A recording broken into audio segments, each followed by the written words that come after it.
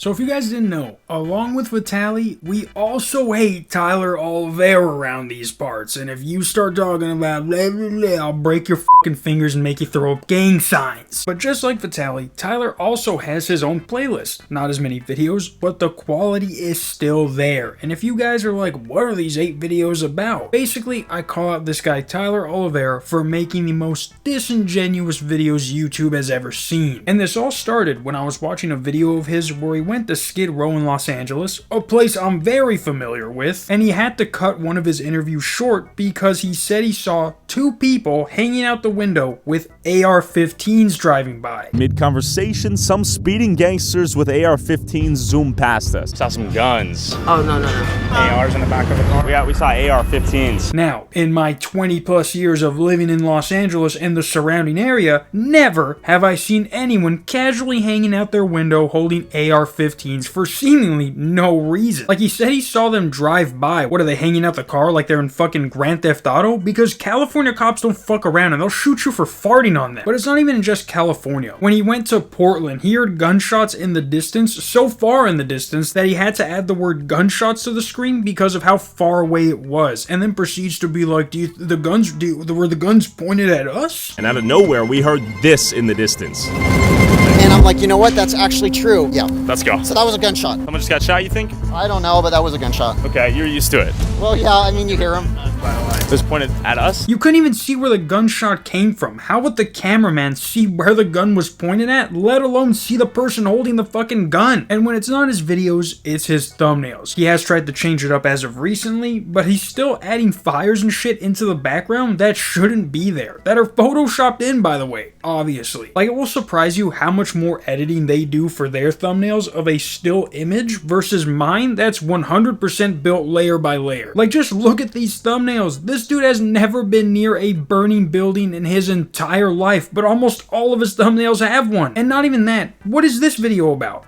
Monsters? Demons? A disease that slowly turns you into a boiled-ridden creature? No. It's about cancer and how a factory's fumes are causing a small town downwind of the factory to get abnormally high cancer rates. And guess what? This thing isn't seen once in the video. And like I said, it's been a year and 8 videos since I've been calling him out. Most recently was when he wanted to sue another YouTuber because he used their content in his video and they took it down. The guy whose content he used did let the video go back up, but not before exposing Tyler for lying about everything he was claiming in his video, such as his video got taken down for a 4-second clip when it was confirmed that it was multiple clips, but that YouTube only lets you flag one. Alright, I am suing another YouTuber. This morning I woke up to a copyright claim, a complete video takedown, and a strike on my channel for a 4-second clip. And in the video, Tyler said that I used only 4 seconds of his video. That is entirely not true. The way YouTube works is you have to pick a little timestamp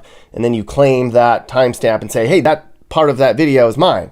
Well, there were a bunch of different parts of my content that was in his video. I could only pick one. But now, as I was scrolling through Twitter, doing a little Twitsky scrolling, I see this post by Tyler calling out Hassan for reacting to one of his videos titled, "Two Italian Women Destroy Right-Wing YouTuber." To which Tyler says, "I'm tired of paying your bills, Hassan. Leave your bedroom and go see the world. Talk to real people, have a conversation with a single person outside of your self-constructed echo chamber." And before I get into anything, I didn't even have to watch the full video to know why Tyler is so mad. His ego has gotten so big to where he thinks he can do nothing wrong, so when someone smarter than him calls him out, he has to go on the attack as well as try to defend himself. And basically in the video, Hassan calls out Tyler, or one of the things he calls him out for, was for trying to get these women to say what kind of men they're specifically afraid of. Apparently being afraid of all men wasn't a good enough answer, and he wanted to know exactly who these women fear, aka the blacks.